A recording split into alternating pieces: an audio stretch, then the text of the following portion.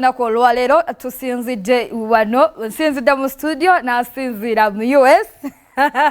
ku Zoom gwe yakatweyungako ye mugenyi wange olwaleero tubeera tunyumyamu mpola mpola alinayo oluyimba lwe yakata wowe ndi oluvannyuma lw'ebbanga Karitas wanje mukwano kozi we wagendera watuleka nakayimba kimama watuleka nakayimba when nagendera naleta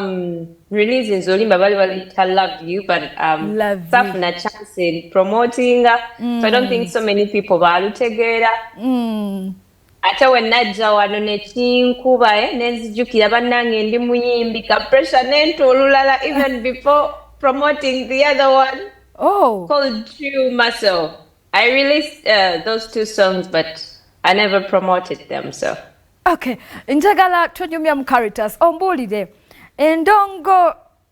Omuyimbi artist gyayimba ng'asinzidde wano ewaka n'oyo ayimba ng'asinzidde mu America nga gwe gy'oli eriwo esinga okuba enzibuzibu endongo ya wano nzibu kubanga kati nga bolaba nti of course eyo yewaffe yewaka changu communicating n'abantu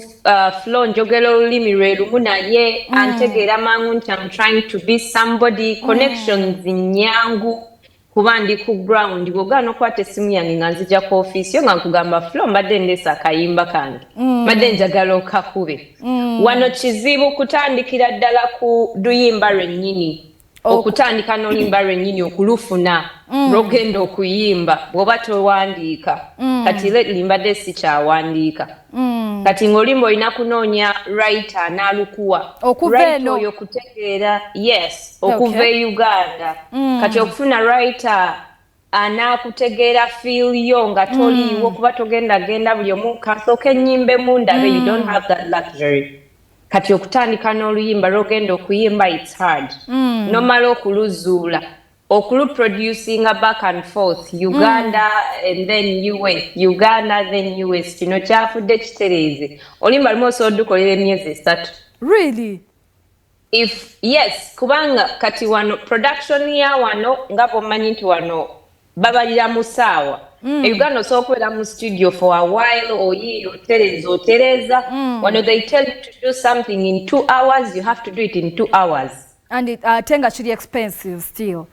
exactly kati oyinza okwesanga buli lwogenda ate netaaga ofixinga kano naye ng'obudde bw'obugweddeyo so you go back to studio back and forth tereza ezo sente okay kulumala ate video luweereze Uganda Uganda olukoleyo ki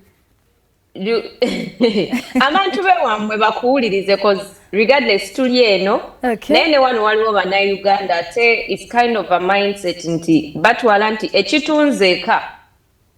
kyekirungi awo wennyini waliwo ekibuzo kyange Karitas ali mu America bw'aba ayimba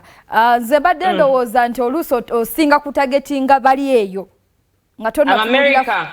bonna bannayuganda abali eyo Abamerica bennyini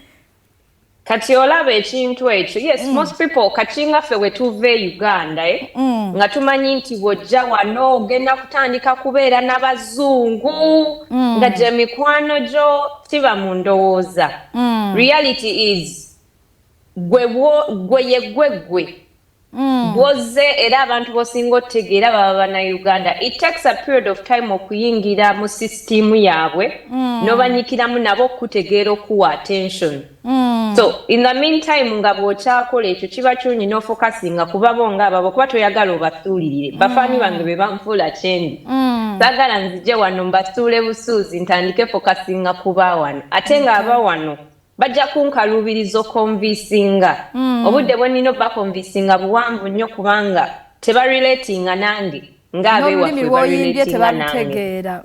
yes olina obbannyonnyola ennyo okugawako olina oteekamu mungi so it's a work in progress but we'll get there mujja kundaba nga nze nkatenrizingira Rihanna inshallah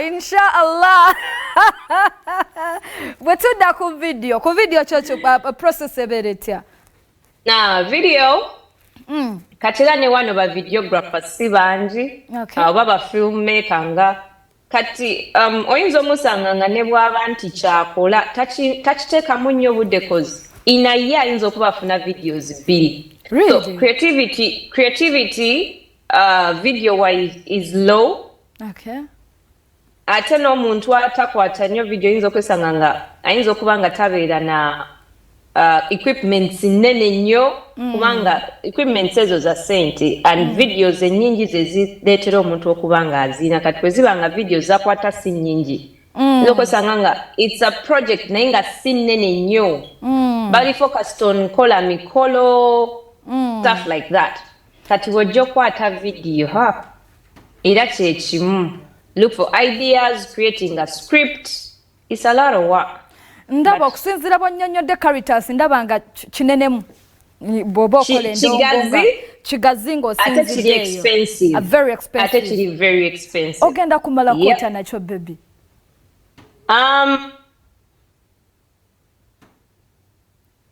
Okay, kale. Kagizemu katono awo ngenda kukola ku nsimbi ngenda kubeera nga nkomawo naye twogere ku project eri latest wendi ani yagiwandiise biki ebirala byalina katusooke tujja okuza bakama baffe tukomawo temuvawo.